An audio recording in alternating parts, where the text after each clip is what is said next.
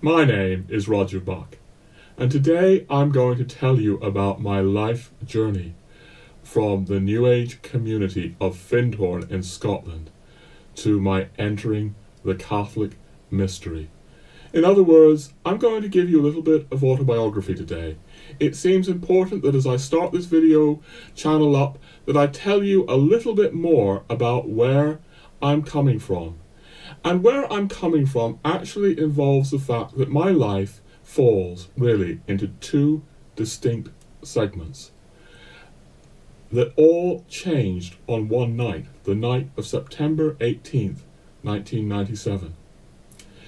In other words, there's my life before the night of September 18th, 1997, when I was on a full fast-train New Age activist. And then there's everything that happened after my life changed on that night. Something really quite astonishing happened. Now, as I said in another video, it actually took me years to become fully Catholic. But what happened on that night, I say in my book, it's like I stumbled on the road to Aquarius. I saw something that would lead me to the church that changed everything. So I want to get to that. I may not get to it in this particular video. There may be a couple of videos I'm going to do on this. But I'm going to start telling my story. And it's important that in order to really tell you the full effect of what happened on that night of September the 18th, 1997, that I do go back into the whole territory of the New Age. Now, I said in another video I did on the New Age, and I have to recap just a little bit, but I said that the New Age is actually kind of boring for me to talk about. It's also, I know, in so many ways repellent to Catholics and Catholic traditionalists. But let's just leave aside a moment the things that are likely to be repellent. There's just something kind of uninteresting about the whole thing. If you've really tasted the richness of Catholic tradition, if you've really experienced the Catholic mystery working on you. The New Age tends to look kind of anemic, anodyne, colourless, bloodless. At least that's how it feels to me. Having had both experiences, the experience these last 20 years of the Catholic mystery, and all my New Age experience beforehand. So I worry that actually there won't be that much interest in going into the New Age, but I think it's very important that we do. Something that I really note is that Catholics are very rightly concerned about a number of incredibly important issues that are destroying Christian values, Christian principles, Christian morality. They're concerned about the creeping fascism of political correctness. They're concerned about things like the Masonic forces behind that. But very often they seem to me, at least, unaware of this massive phenomenon that is the New Age movement. As I said in another video, it's often like they're two great ships in the night that never know anything about each other. When I was a New Ager, I had no idea about Catholicism. Like many New Agers, and I'm going to explain this, all my associations, or nearly all my associations about Christianity were Protestant, and even Protestant fundamentalist evangelical. You know, Catholicism was something that I knew nothing about. What was a Mass? What were sacraments? I would have had no idea. And similarly, Catholics can have no idea about this enormous ship in the night that is the New Age movement. But I've watched it over the years becoming more and more and more powerful. And I think we really need to talk about this. So, the point of what I want to do here is illustrate this all through my own story, through autobiography. But let me just recap one last little thing. In an earlier video, I spoke about a gigantic bookshop in London called Waterstones Piccadilly, and it claims to be the biggest bookshop in Europe, actually. I think the closest analogy, possibly for my American watchers, would be something like Barnes & Noble. If you can imagine the biggest Barnes & Noble in New York City, in Manhattan, I guess, that would be, I imagine, the closest equivalent. And I went into Waterstones, Piccadilly, and I found something like 4 enormous bookshelves on Christianity, mainly Protestant Christianity, England being a very Protestant culture. And then I turned around and I saw 30 equally gigantic bookshelves on the New Age movement. It was called Mind, Body, Spirit. Now, someone suggested that it might have changed a little bit since then. I don't know if that's true or not, but basically I'm using the point to say that there is a mighty phenomenon of the New Age movement that I think Catholics really need to be aware of, and my fear is that they're not. In fact, I've really had comments questioning if I'm right about this.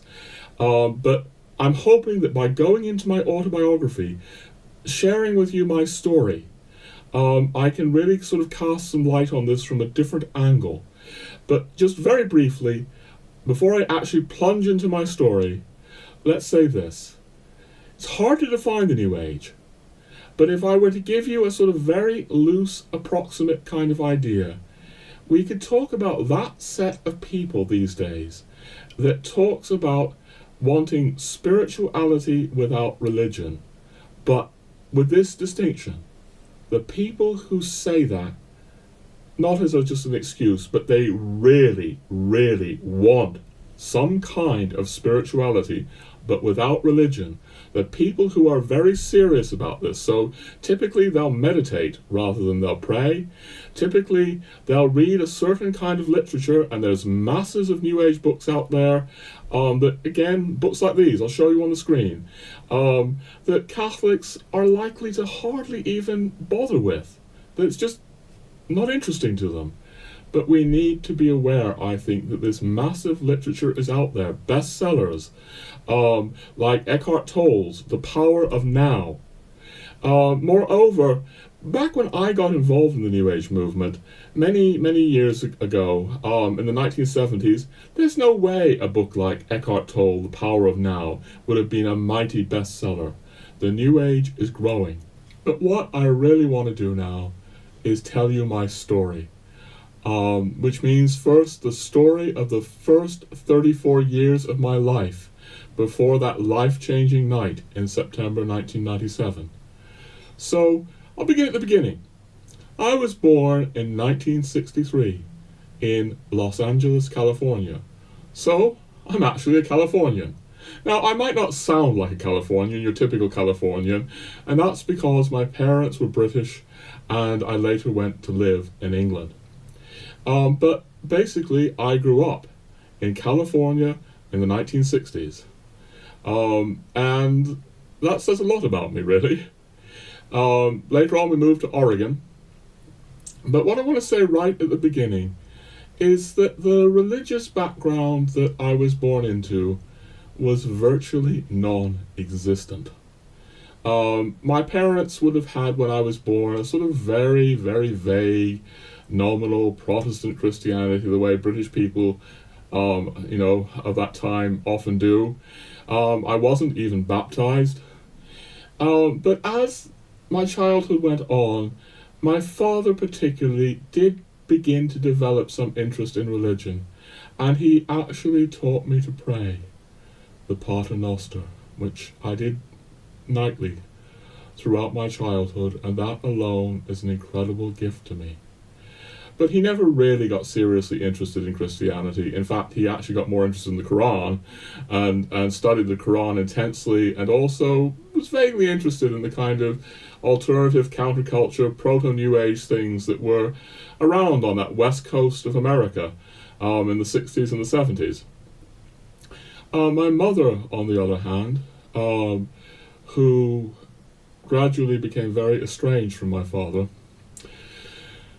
it's a sad thing, much later, got very interested in evangelical Christianity, and as a result of that, I was sort of bombarded at one point in my life by the kind of fundamentalist preaching that you used to get every Sunday morning. I guess you still do, on American television.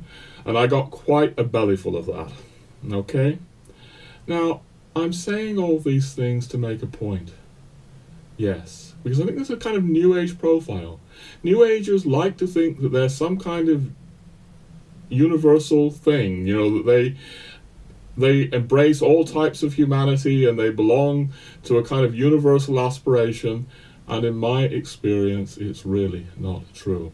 I maintain that the New Age is a very liberal phenomenon, it's a very Anglo-American phenomenon, and it usually grows out of Protestantism. And I'm typical of that.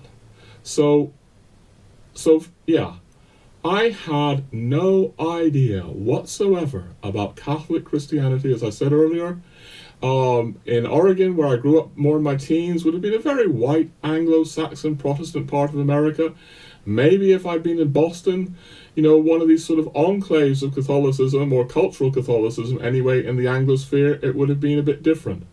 But my point is that for a British person, or an American in so many parts of America, the Bible Belt, you can really have no idea what Catholicism is.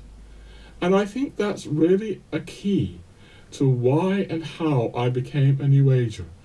I think everything would have been different if I had really been exposed to the Catholic mystery at an early age.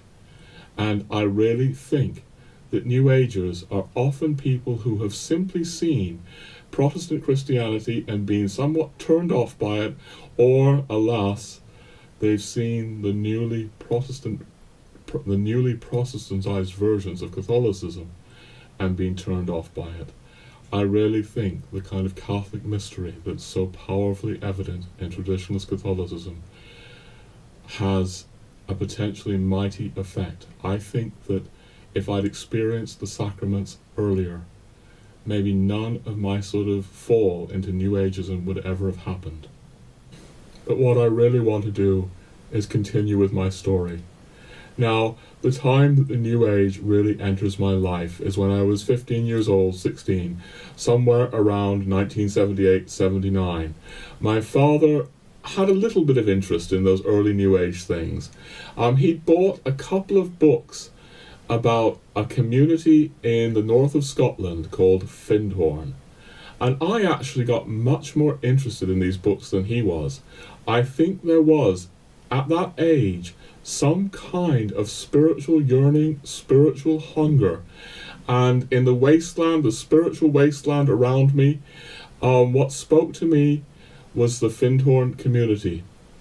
And then, 1980, my rather estranged parents separated, and my father took me to England. And the first thing I really wanted to do when I got to England is I said, Dad, I want to go to Findhorn. I want you to take me to Findhorn. He wasn't that into it, but I was.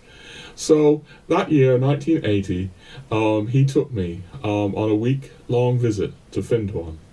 But before I tell you what happened to me, I think we really need to sort of say a little bit about what Findhorn is. And I think the place I'm going to start, there's a Vatican document that speaks about Findhorn. I quote it in my book here.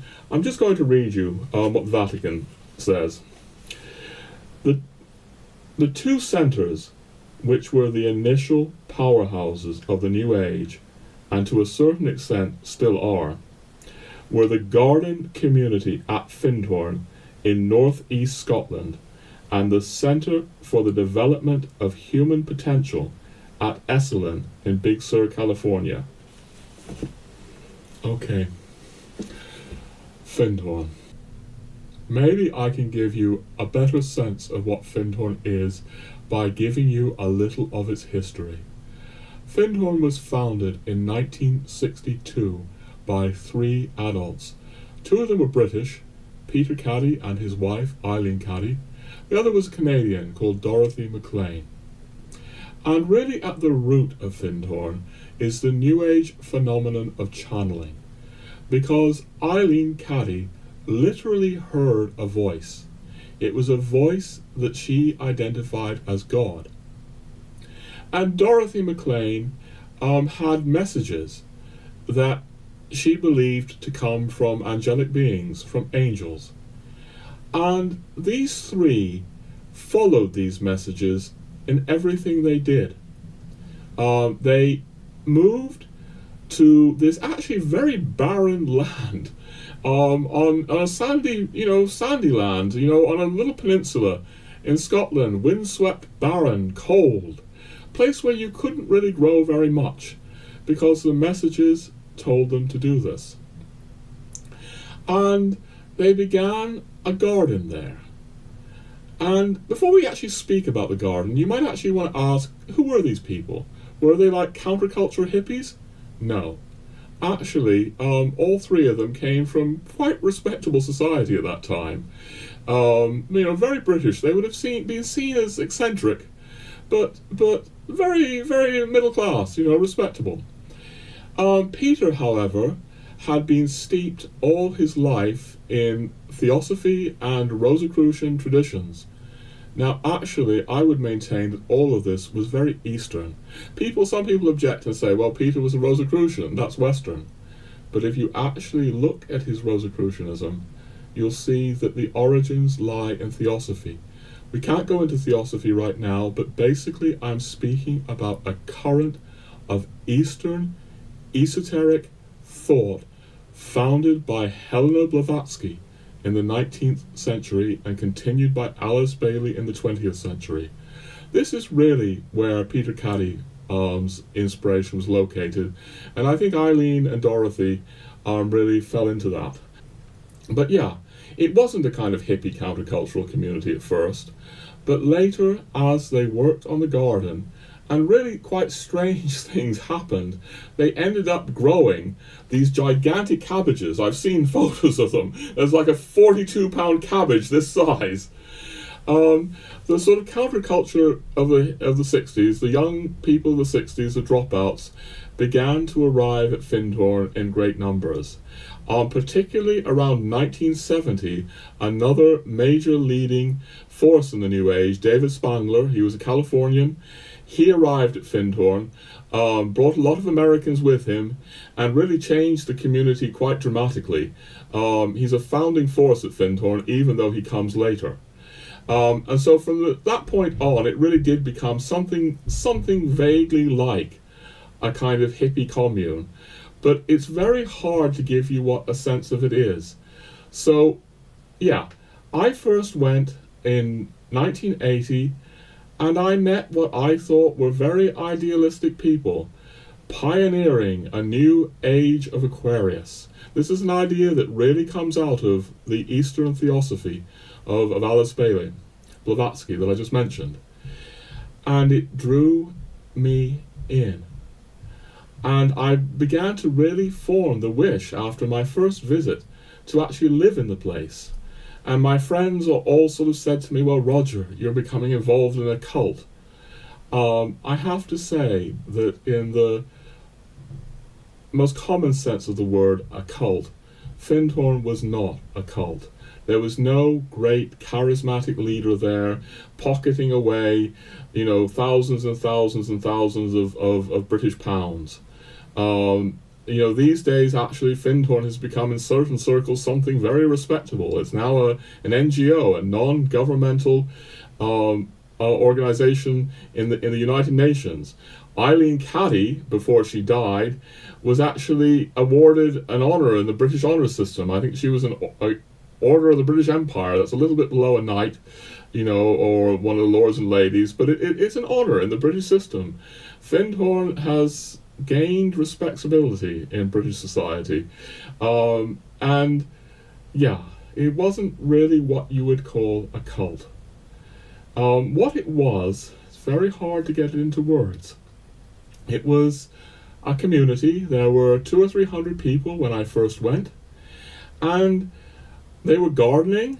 They were doing all kinds of jobs. What Findhorn actually was, above all else, was a visitor centre. Thousands of people were coming every year from all over the planet. People were coming from Australia, America, all over Europe to this New Age community. And of course they had to be welcomed. They had to have beds for them, they had to be fed. So, the people at Findhorn worked at providing a place where people could visit the community and see this, numinous testament to a growing age of Aquarius. Because this is what the people at Findhorn really believed.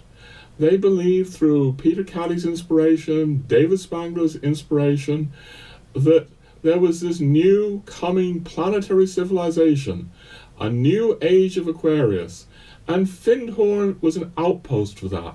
Findhorn was a place where you could experience this new planetary culture, as it was called. And what the people at Findhorn who believed in this planetary culture meant is that they believed that they were pioneering something universal, something that would embrace all perspectives, all religions. So, for example, that first week I was there in 1980, I remember meeting this Jewish man, and he was like a young hippie type, and he was wearing a Star of David, and he was wearing the cross, and he said, "I'm a Jew, I'm a Christian." He probably, if I recall correctly, spoke about the Christ rather than Jesus Christ. I think, like most New Agers, he would have been very unhappy with the idea of Jesus Christ. But he was sincere. He sincerely believed this. And there are reasons for this. This ideology that was beginning to form at Findhorn out of the channeled material, out of Theosophy, above all Theosophy. I say to people, if you really want to understand the New Age, go to Blavatsky. Go to Alice Bailey. There's a very Eastern ideology there. It's not universal. It took me many years to figure out that if you end up believing in every religion, you end up believing in no religion. You end up negating religion.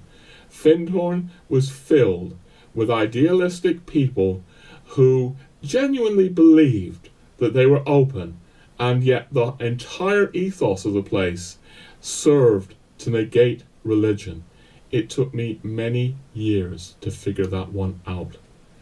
Anyway, after my first week at Findhorn, I came back very deeply impressed, and I kept going back a few times over the next years, or over the early 80s. But the point I sort of really want to stress again is that the New Age was something very strange and exotic. I may have said before that if you wanted New Age books back then in the early 80s, you couldn't just go into, a big bookshop like Waterstones or Barnes & Noble or whatever. No, they weren't in the big bookshops. You had to go to very specialized bookshops. And my point is that I was there when this whole ideology was being formed. I spoke about how thousands of people were pouring into Findhorn every year, some of them just coming for a day, some of them coming for a week, some of them coming for several months, a couple of years. But a key point here is that thousands of them were also pouring out of Findhorn. And they were taking Findhorn's strange, very Eastern, I believe, ideology back to all the corners of the globe. America, Australia, so on and so forth. I say all the corners of the globe. I want to make a qualification here. Although Findhorn really believed that it was universal, in fact, you could see where people were coming from. They were mainly coming from Northern Europe, the old Protestant countries like Germany, Holland, lots and lots of Dutch people at Findhorn, Americans, Australians. Actually, when I finally went to go and live at Findhorn, this was 1986, I actually went to live there. We'll get that in a moment. But when I went to go and live there at Findhorn, I realized that there were hardly any French people living in the community. Hardly any. Virtually no Spaniards, no Italians. Or I came to see over the years, looking at this, that Findhorn, by and large, attracted people from the culturally Protestant nations of Northern Europe and North America, also Australia, New Zealand. It really didn't draw people in from Catholic cultures. And that's also a marker of why I have come to believe that the Catholic mystery very much tends to protect people from New Ageism, and that New Ageism isn't this universal thing. You know, living in France and Spain, I've said this before, but New Ageism hardly exists in those countries. It's very much an Anglo-American phenomenon in its origins, and I would really argue that it's very, very Eastern when you look at it. It's based on this Eastern esoteric content that Peter Caddy, David Spangler, and many of the other early people at Findhorn were steeped in. Okay, I'd like to flash forward now to 1986. I was age 22, and I finally took the step of moving to Findhorn. And I lived there for the better part of 3 years, interacting with all the people there, all the people visiting. Findhorn was also a place where sort of emerging New Age leaders and New Age sort of stars were beginning to come. Shirley MacLaine actually visited during, I actually wasn't there at the time, but around about that time. And also people like Caroline Mace, Richard Moss, Sir George Trevelyan. These are some of the sort of early major figures of the New Age movement. And so I was getting a sense of all these people. They'd come and do lectures, they'd do workshops, things like that. I was interacting with, you know, some of the original people that had founded the community, like Eileen Caddy, Peter Caddy, a little bit, just a little bit. And I was really plunging into the ethos of the place because I really wanted to get to a sense of what Findhorn was. Not everyone at Findhorn was so interested in Findhorn's past as I was, but I wanted to sort of read the early lectures that David Spangler had given there. I wanted to study the roots of the place. I also very much got into the Eastern esotericism that I've been speaking of. Now, the Alice Bailey books. Now, not all Findhorn people were into these. They're actually quite difficult to read. Many New Agers are into sort of very popularized versions of this Eastern ideology that I'm speaking about, often versions that are actually quite dumbed down. But I had this bent that I wanted to get to these Eastern esoteric roots of the New Age movement because I really believed in it then. And I don't know how long I'll be able to go into this today, but I also started the meditation practices that were in that theosophical literature. And I became very intense on these sort of basically Eastern meditations. And really, over the 3 years that I lived at Findhorn, they were changing me. Yeah, I can't go into this all now. I think it's a subject for another video. But basically, the changes that I saw in myself is that I was becoming much more abstract, much more aloof. I think very inflated as well. But basically, there was an impersonal quality in these Eastern meditations that I was doing. And it was leading me to become more and more impersonal. I recognize something of the same phenomenon now in Eckhart Tolle. When I look at that, when I look at the people that are really into Eckhart Tolle, into the power of now, there's an emphasis on eternity that leaves so many of the beautiful, particular, personal things of this world aside. And I was leaving aside so much that's beautiful in this world. And Findhorn sort of very much encouraged me in that. I'll give you another sort of image from Findhorn that sort of ties in a little bit with what I'm saying. Findhorn, as I've said, he sort of claimed to embrace all religions, but basically, I think, rejected them. And they had these sanctuaries there. The sanctuaries were meant to be places, neutral places for meditation. So there would be chairs arranged in concentric circles, and the idea was to keep the room as kind of bland as possible. There'd be like a circular table maybe in the middle with a candle burning, but you couldn't have particular personal imagery there. No way would you have a picture of or a statue of the Sacred Heart of Jesus. The idea was to keep it all kind of anodyne, harmless, neutral. This is a real quality of the New Age movement, which is why I say that it's not likely to appeal to traditional Catholics. There's something so colourless about it all. And it's a strange thing. The Findhorn people didn't actually use these sanctuaries very much.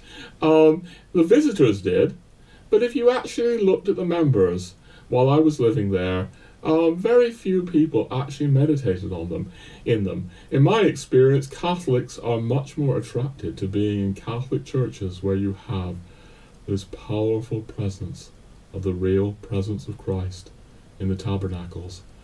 People at Findhorn, as I remember, weren't really attracted to these sanctuaries. Anyway, I'm not going to be able to tell my whole story today. I'm afraid, friends, there's going to be something of a cliffhanger. I'm not going to be able to get to what happened 10 years later in the late 90s, when in September 1997, everything changed. I really hope to get to that in the next video that I'll try to put out in a few days' time.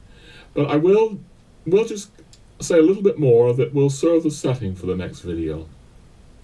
As I said, I stayed in Findhorn 3 years, interacting with all these key people in the New Age scene, the British New Age scene particularly.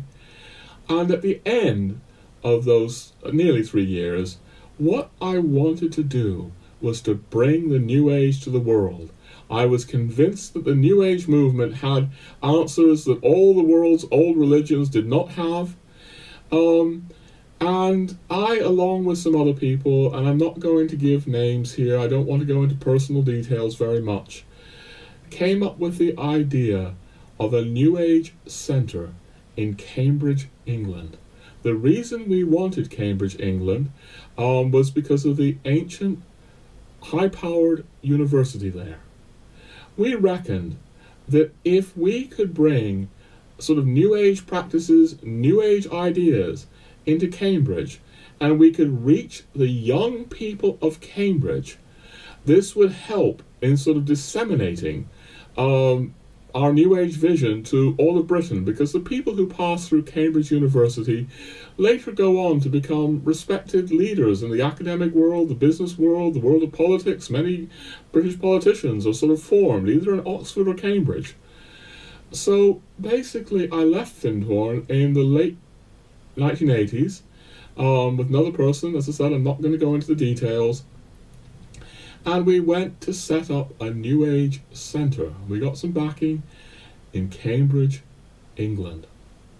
And typically, because of this whole New Age emphasis of being as kind of bland and anodyne and inoffensive as possible, we called this centre a completely meaningless name. We searched for a name. What did we come up with? The Cambridge Centre. I shouldn't mock, really. It's very hard to know how to speak about this. It's very easy to scorn New Age things, to mock New Age things. From the perspective where I am now, I'm struggling to know how to speak about this. I have come to the belief that the New Age is incredibly corrosive to the values and principles of Christianity, of Christendom. I believe that it is an enormous threat that needs to be taken seriously. At the same time, and I don't want to soft-soap that in any way, at the same time, I've known many sincere people like I was. I wasn't a Satanist. I wasn't some, I wasn't knowingly, I look at myself back then and I think that I was inflated. I think that I was getting, very, very haughty, filled with pride. I think that I was really somehow believing that I was something special. I do believe that the New Age is filled with very subtle traps, and I'm going to keep talking about that. But really now, friends, I'm running out of time. In the next video, I'm very much hoping to talk about what happened in Cambridge, England, where I kept trying to promote New Age ideas, utterly convinced that Christianity was something that belonged to the old age of Pisces. Even though I knew nothing really about Christianity. I mean, let me say this. I think the fundamental things that were going on in me about Christianity, I was always seeing it through this Protestant evangelical kind of lens. Now, it's funny because I mean basically I knew almost nothing about Catholic Christianity. It had been present in my youth in a couple of very small low-key ways. I had been incredibly into the great J.R.R. Tolkien. I realized that somehow he was a Catholic. I might not have known what a devout and traditional Catholic he was. I probably realized that he wasn't a kind of evangelical Protestant fundamentalist like I'd been watching, while my mother watched, these American televangelists who appalled me. I did run into, Catholics occasionally, but they left hardly any mark on me. I do actually remember, though, once I went to a Catholic Mass with a friend. I don't think I would have understood anything about it. But I have this clear memory of it. And it was just the Mass in the New Rite. I was maybe 19, 20, and his sister, and she's like a 12-year-old girl, she came back from communion, and there was this solemn expression on her face. She knew that she had participated in something incredibly important. And I've never forgotten that child's face. It hit me. I looked at her and thought, wow, her face. So there were other sort of ways that Catholicism very slightly came into my life, or other kinds of Christianity that weren't evangelical Christianity. But I think they never really penetrated. I think there was this whole powerful idea that what Christianity was this evangelical, literalist, fundamentalist thing. And that was a sort of overpowering impression I have. And that's really one of the kind of ideas that I'm trying to say in this video.